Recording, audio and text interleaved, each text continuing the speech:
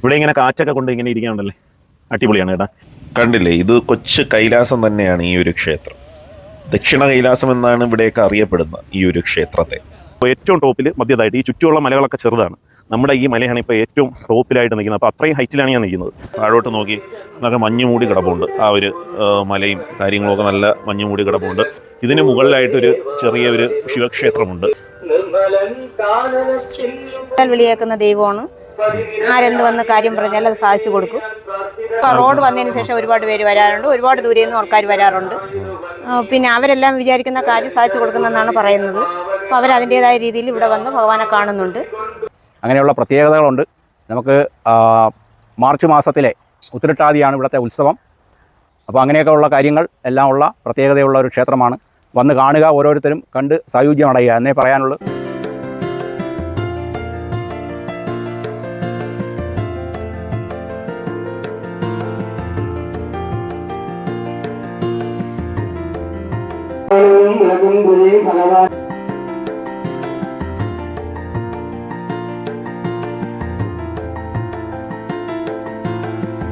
Hi, നമ്മളിപ്പം നിൽക്കുന്നത് Shri Darsanavattam Ayiravalli ശിവക്ഷേത്രത്തിൻ്റെ entrance.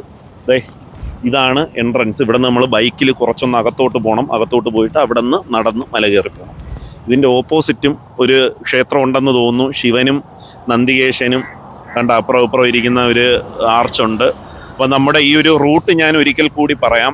ഈ ഒരു സ്പോട്ടിൽ നിങ്ങൾക്ക് വരണമെന്നുണ്ടെങ്കിൽ ഇവിടെ ആലങ്കോട് നിന്ന് വരുന്ന ഒരു റോഡാണ് ഇത്. ഇവിടെ നിന്ന് ഇങ്ങോട്ട് നമ്മുടെ കാര്യേറ്റിൽ ഇവിടെ കിളിമാനൂരൊക്കെ പോകുന്ന ഒരു റൂട്ടാണ്. ബസ്സൊക്കെ ഉണ്ട്. ബസ്സിലൊക്കെ വരുന്നവർക്ക് ഇവിടെ ബസ് ഇറങ്ങി അല്ലാതെ പോവാം. ഓക്കെ, അപ്പോൾ നമുക്കിനി അകത്തോട്ട് പോയിട്ട് ബാക്കി കാഴ്ചകളൊക്കെ ഒന്ന് കാണാം. കണ്ടില്ലേ, എപ്പോഴും വണ്ടിയും കാര്യങ്ങളൊക്കെ ഉള്ളതാണ്. നല്ല റോഡാണ്, സ്മൂത്താണ്, കട്ടറൊന്നുമില്ല. നിങ്ങൾക്ക് കിടിലുമായിട്ട് വന്ന് കറങ്ങാൻ പറ്റിയ ഒരു ദിവസം, ഈ രാവിലെയോ വൈകിട്ടോ വന്ന് എൻജോയ് ചെയ്യാൻ പറ്റിയൊരു സ്ഥലമാണ്.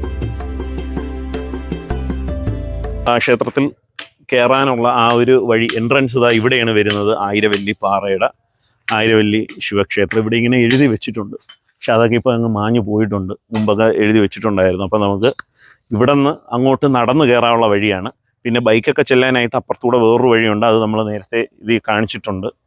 അപ്പോൾ ഈ വീഡിയോ ഫുള്ള് കാണണം. ഫുൾ ഡീറ്റെയിൽസ് ഞാൻ ഇതിൽ പറയുന്നുണ്ട്. നമുക്ക് ഇതുവഴി നടന്നുള്ള കാഴ്ചയും കൂടി ഒന്ന് കാണാം. നല്ല കയറ്റമൊക്കെയാണ്. കയറി അവിടുത്തെ വ്യൂവും കാര്യങ്ങളും ഒക്കെ കാണാം. വാ, നിങ്ങൾക്ക് കാണുമ്പം വിചാരിക്കും നമ്മളേതോ ഭയങ്കരമായ ഒരു കാട്ടിലോ അങ്ങനെ വല്ലോ എന്താണ് ഈ പത്തനംതിട്ട അങ്ങനെ വല്ല സ്ഥലത്തൊക്കെ നിൽക്കുകയാണെന്ന്. പക്ഷേ ഒന്നുമല്ല, നമ്മുടെ ആറ്റിങ്ങലിനടുത്താണ് ഈ ഒരു പ്രദേശം. അട്ടിപ്പൊളിയാണ്. ഇതിന് മുകളിലൊരു ശിവക്ഷേത്രമുണ്ട്. അതിൻ്റെ മുകളിലൊരു മല വ്യൂ പോയിൻ്റൊക്കെ ഉണ്ട്. അതൊക്കെ കാണാൻ വേണ്ടിയിട്ടുള്ള പോക്കാണ്. കണ്ടില്ലേ, ഈ ഒരു വഴി കിടിലുമാണ് കേട്ടോ. കുറച്ച് പേര് നമ്മുടെ ഫ്രണ്ടിൽ പോയവരൊക്കെ അവിടെ നിൽപ്പുണ്ട്. അങ്ങോട്ട് പോവാം. ഈ പാറ വെച്ചിട്ട് അടുക്കി അങ്ങനത്തെ വഴികളാണ് കേട്ടോ ഇവിടെ. രണ്ട് സൈഡിൽ റബ്ബറും കാടാണ്. റബ്ബർ, പാറ.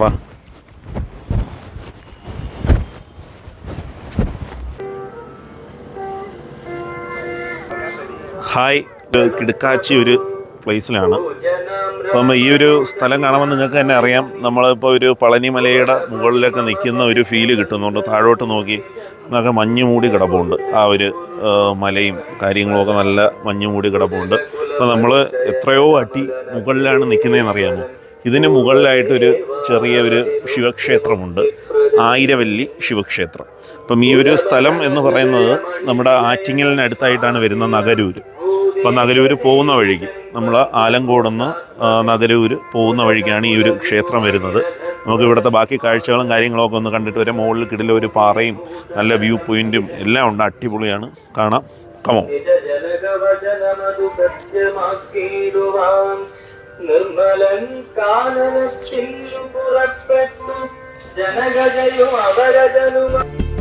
വൈബാണ് കേട്ടോ ഇതിൻ്റെ മുകളിൽ ഇങ്ങനെ നിൽക്കാനും.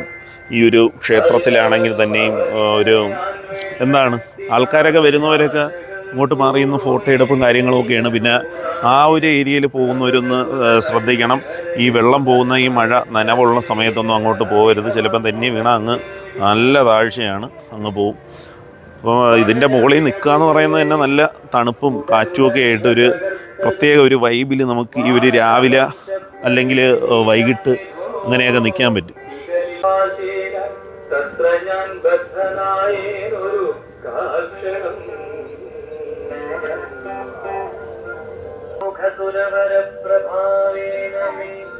കായത്തിനേതുമേ പീഡയുണ്ടായി വരാ പരിഭവവും ഒരു പൊഴുതുമര സംസാരകാരിണി അമല്ലോ കാമകോപഗ്രഹനാകയാ കർപ്പുരഭാവം പരി ഭഗവരത മകതളിനില അകമലു മകമകലു അളവതി വിശുദ്ധമായാശു തത്വജ്ഞാനഭൂതിയാൽ രജനിതരവനദഹനമന്ത്രാക്ഷരദ്വയം രാമനാമീതി സദൈവ രതിക്കയും രതിതവതി ഇപ്പം അകത്ത് ക്ഷേത്രത്തിൽ പൂജയും കാര്യമൊക്കെ ആയിട്ട് നട ഇങ്ങനെ പുറത്ത് അടച്ചിട്ടിരിക്കുകയാണ്. പുറത്തുനിന്നുള്ളവർ ഇപ്പം കയറ്റൂല, പൂജ നടന്നുകൊണ്ടിരിക്കുകയാണ്. വർഷങ്ങളായിട്ട് 10-30 വർഷമായിട്ടുള്ള ചേച്ചി നമ്മളെ കൂടെ ഉണ്ട്. നമുക്കൊന്ന് ചോദിച്ചു നോക്കാം. ചേച്ചി ഈ ക്ഷേത്രത്തെ പറ്റി നമ്മുടെ ഒരു പഴയ കാലം തൊട്ട് ഇവിടെ ഉള്ളതല്ലേ, അപ്പം അന്ന് തൊട്ട് ഇന്ന് വരെയുള്ള ഒരു എന്തെങ്കിലുമൊക്കെ ചേച്ചിയുടെ മനസ്സിൽ നിൽക്കുന്ന കാര്യങ്ങളോ എന്തെങ്കിലുമൊക്കെ ഉണ്ടോ എന്ന് പറയാം. ഞാനിവിടെ വന്നപ്പം ചെറിയൊരു അമ്പലമായിരുന്നു, ഓലഷെട്ടുള്ള ഒരു അമ്പലമായിരുന്നു. പിന്നെ ഇത് പുനഃപ്രതിഷ്ഠ നടത്തിയിട്ട് 24 വർഷമായി. പിന്നെ വിളിച്ചാൽ വിളിയേക്കുന്ന ദൈവമാണ്. ആരെന്ത് വന്ന് കാര്യം പറഞ്ഞാൽ അത് സാധിച്ചു കൊടുക്കും. പിന്നെ ഒരുപാട് പേര് വരാറുണ്ടോ? ഇപ്പം റോഡ് വന്നതിന് ശേഷം ഒരുപാട് പേര് വരാറുണ്ട്, ഒരുപാട് ദൂരെ നിന്ന് ആൾക്കാർ വരാറുണ്ട്. പിന്നെ അവരെല്ലാം വിചാരിക്കുന്ന കാര്യം സാധിച്ചു കൊടുക്കുന്നെന്നാണ് പറയുന്നത്. അപ്പോൾ അവരതിൻ്റെതായ രീതിയിൽ ഇവിടെ വന്ന് ഭഗവാനെ കാണുന്നുണ്ട്. പിന്നെ വേറെ പ്രത്യേക രീതി എന്ന് വെച്ചാൽ എനിക്ക് 30 വർഷത്തെ പരിചയമേ ഉള്ളൂ. ഞാൻ വരുന്നതിന് മുമ്പുള്ള ആൾക്കാരാണ് ഇവിടെ പോകുന്നത്. ഇവിടെ ജനിച്ച് വളർന്നതാണ്. ബാക്കി എനിക്ക് ഒന്നും വേറിട്ടുള്ള നമ്മൾ എന്ത് വിചാരിക്കുന്നോ അത് ദൈവം നടത്തി തരുന്നുണ്ട്. ഈ വരുന്നവര് പിന്നെയും വരാറുണ്ട്. വരാറുണ്ട്. ആലപ്പുഴയിൽ നിന്നും മൂവാറ്റുപുഴയിൽ നിന്നും അങ്ങ് പാറശാല കൊല്ലംകോട്ടുനിന്നും ഒക്കെ ആൾക്കാർ വരാറുണ്ട്. അവരൊക്കെ വിചാരിക്കുന്ന കാര്യങ്ങൾ സാധിക്കുന്നു എന്നാണ് പറയുന്നത്. സ്ഥിരം ഇവിടെ കുടുംബക്കാരും വരാറുണ്ട്. പേരൊന്ന് പറയാമോ? എൻ്റെ പേര് പത്മകുമാരി.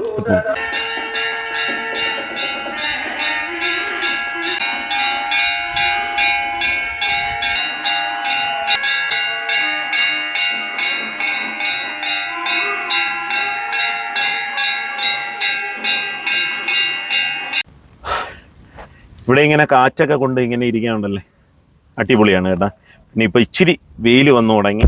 പിന്നെ വെയിൽ മാറിയും തിരിഞ്ഞ് നിൽക്കുവാണ്. ഇപ്പം വെയിലെങ്കിൽ കുറച്ച് കഴിയുമ്പോൾ വെയിൽ മാറും. അങ്ങനെ നിൽക്കുന്ന ഒരു ടൈം ആയതുകൊണ്ട് കൊള്ളാം. ഇപ്പം വെയിൽ അടിക്കുന്നെങ്കിൽ പോലും തണുത്ത കാറ്റുണ്ട്, ഒരു പ്രത്യേക ഫീലുണ്ട്. ആ ഒരു ചൂട് നമുക്ക് കിട്ടുന്നില്ല. ആ ഒരു തണുത്ത കാറ്റടിച്ച് അതിനെ കവർ ചെയ്ത് പോകുന്നുണ്ട്. കാഴ്ച ഒരു രക്ഷയില്ല കേട്ടോ. നമ്മളെ ഈ ഒരാഴ്ചയൊക്കെ നമ്മൾ ഈ ജോലിയും ചെയ്ത് ടെൻഷനൊക്കെ അടിച്ച് ഇങ്ങനെ ഇരിക്കുന്ന ഒരു സമയത്ത് ഇവിടെയൊക്കെ വന്ന് ഇങ്ങനെ ഇതിന് ചുറ്റുമുള്ള കാഴ്ചകളൊക്കെ കണ്ട് ഇങ്ങനെ ഇരിക്കുക എന്ന് പറയുന്നൊരു മൈൻഡൊക്കെ ഒന്ന് റിലീഫ് ആവുന്ന നല്ലൊരു കാര്യമാണ്. കൊള്ളാം കേട്ടോ. അപ്പം ഇനി നമ്മൾ ഈ ഒരു മല മാത്രമല്ല, ഇനി നമ്മുടെ ഇതേ കണക്ക് ഹിഡനായിട്ട് കിടക്കുന്ന ഒരുപാട് സ്പോട്ടുകൾ നമ്മുടെ ഈ കൊച്ചു കൊച്ചു ഏരിയയിൽ തന്നെ ഉണ്ട്. ഈ വെള്ളംകൊള്ളി എന്നാണ് ഈ ഒരു ഏരിയക്ക് പറയുന്നത് കേട്ടോ, വെള്ളംകൊള്ളി. ഇപ്പം ഈ അടുത്ത് വന്ന് തിരക്കിയാലേ അങ്ങനെയൊക്കെ അറിയാൻ പറ്റും. ഇപ്പം നിങ്ങൾ ദൂരേന്ന് വരുന്നതാണെന്നുണ്ടെങ്കിൽ ആറ്റിങ്ങിൽ നിന്ന് വരുന്നവർ ആലങ്കോട് വരിക, ആലങ്കോട് നിന്ന് നേരെ കിളിമാനൂർ പോകുന്ന റൂട്ട്. അപ്പം ആ പോകുന്ന റൂട്ടിനാണ് ഈ ഒരു ക്ഷേത്രം. ഗൂഗിൾ മാപ്പിൽ അടിച്ച് നോക്കിയാൽ അറിയാൻ പറ്റും. ആയിരവല്ലി ടെമ്പിൾ നഗരൂരെന്ന് അടിച്ചു നോക്കിയാൽ ഗൂഗിൾ മാപ്പ് നിങ്ങൾക്ക് ഈ ഒരു ക്ഷേത്രത്തിൻ്റെ റൂട്ടൊക്കെ കാണിച്ചു തരുന്നതായിരിക്കും. അത് സിമ്പിളായിട്ട് ആ മാപ്പ് നോക്കി ഇങ്ങനെ വരാവുന്നേ ഉള്ളൂ. കൊള്ളായതായാലും അയ്യോ സൂപ്പർ കേട്ടോ. പിന്നെ മാത്രമല്ല ഈ മലകളിലൊക്കെ നമ്മൾ പോകുമ്പോൾ ഈ വഴിയൊക്കെ ഉണ്ടല്ലോ ഫുള്ള് കാടാക്കി, അവിടെ വഴി പോലും അലമ്പായിട്ട് കാട് പിടിച്ചൊക്കെ കിടക്കുന്നത്. പക്ഷേ ഇവിടെ ഈ വരുന്ന വഴിക്ക് ആ സ്റ്റെപ്പൊക്കെ കെട്ടി നല്ല റെഡിയാക്കി ഇട്ടിട്ടുണ്ട് കേട്ടോ.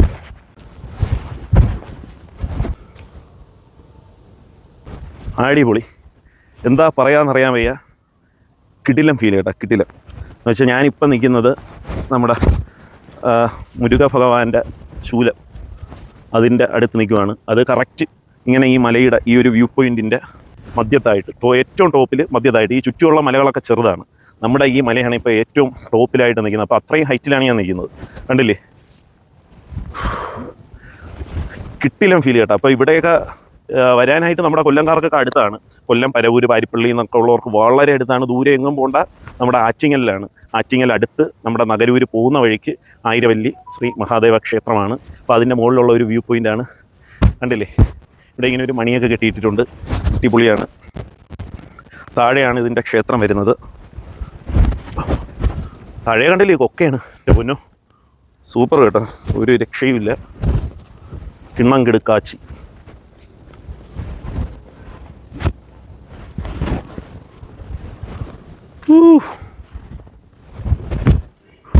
അപ്പുറത്ത് ഒരു മല കാണുന്നത് കണ്ടില്ലേ, ആ ഒരു എനിക്ക് തോന്നുന്നു അവിടെ കയറാൻ വഴി ഉണ്ടായിരുന്നു, അതും അടിപൊളിയായിരുന്നു. പക്ഷെ എനിക്ക് തോന്നുന്നു അങ്ങോട്ടൊന്നും പോകാൻ വഴിയില്ല, ഈ ഒരു മലയുടെ ഇവിടെ നിൽക്കാനേ വഴിയുള്ളൂ. ആ മലയൊന്ന് കാണിച്ചു കൊടുക്കും നമ്മുടെ ആ ഒരു മല കണ്ടില്ലേ.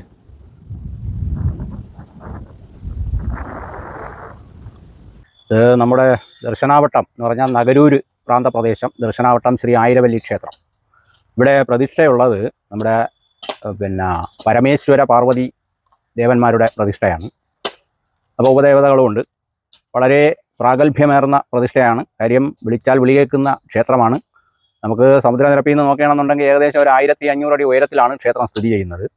അപ്പോൾ ക്ഷേത്രത്തിൻ്റെ മുകൾ തട്ടിൽ എത്തിക്കഴിഞ്ഞാൽ ഇവിടെ നിന്ന് നമുക്ക് വാഹനത്തിൽ കയറിപ്പോകാനുള്ള സൗകര്യമുണ്ട്. അപ്പോൾ ക്ഷേത്രത്തിൻ്റെ മുകളിൽ എത്തിയാൽ നമുക്ക് വിശാലമായ കിലോമീറ്ററുകളോളം നമുക്ക് സീനറി കണ്ട് ഇഷ്ടപ്പെടും. ദിവസവും രാവിലെ 5 മണി മുതൽ ക്ഷേത്ര തുറന്ന് പ്രവർത്തിക്കും. വൈകുന്നേരം 7 മണി വരെ എല്ലാ ദിവസവും ക്ഷേത്രത്തിൽ പൂജകളുണ്ട്. കൊടിമരമുള്ള ക്ഷേത്രമാണ്. ഇത്രയും ഉയരത്തിലുള്ളതാണെങ്കിലും വളരെ വിശ്വാസമുള്ള ക്ഷേത്രവുമാണ്. വിളിച്ചാൽ വിളികേൽക്കുന്ന ദേവിയും ദേവനുമാണ് അവിടെ ഇരിക്കുന്നത്. അങ്ങനെയുള്ള പ്രത്യേകതകളുണ്ട്. നമുക്ക് മാർച്ച് മാസത്തിലെ ഉത്രട്ടാതിയാണ് ഇവിടുത്തെ ഉത്സവം. ഇപ്പോൾ ആനയുടെയൊക്കെ ചില നിയന്ത്രണങ്ങൾ ഉള്ളതുകൊണ്ട് ആനകളുടെ എണ്ണം കുറവാണ്. പക്ഷേ നേരത്തെ നമുക്ക് 21 ആന വരെ ഇവിടെ ക്ഷേത്രത്തിലേക്ക് എഴുന്നള്ളത്തുണ്ടായിരുന്നു. ഇപ്പോൾ അത്രയും ഇല്ല. എന്നാലും ഇവിടെ ഏറ്റവും പ്രധാനം എന്ന് പറയുന്നത് ഘോഷയാത്രയാണ്. വലിയ ഘോഷയാത്രയാണ് ഈ ക്ഷേത്രത്തിൻ്റെ ഉത്സവത്തോടനുബന്ധിച്ച് നടക്കുന്ന. 10 ദിവസത്തെ ഉത്സവം ഉണ്ടായിരിക്കും. ഉത്രട്ടാതിയാണ് ഇവിടുത്തെ നാള്. അപ്പോൾ അങ്ങനെയൊക്കെ ഉള്ള കാര്യങ്ങൾ എല്ലാം ഉള്ള പ്രത്യേകതയുള്ള ഒരു ക്ഷേത്രമാണ്. വന്ന് കാണുക, ഓരോരുത്തരും കണ്ട് സായുജ്യം അടയുക എന്നേ പറയാനുള്ളൂ. പിന്നെ തിരുവാതിരയ്ക്ക് പൊങ്കാലയുണ്ട്. ദേവിക്ക് പ്രാധാന്യമേറുന്ന പൊങ്കാലയാണ്. ഇതെല്ലാം ക്ഷേത്രത്തിൽ നടന്നു വരുന്ന കാര്യങ്ങളാണ്.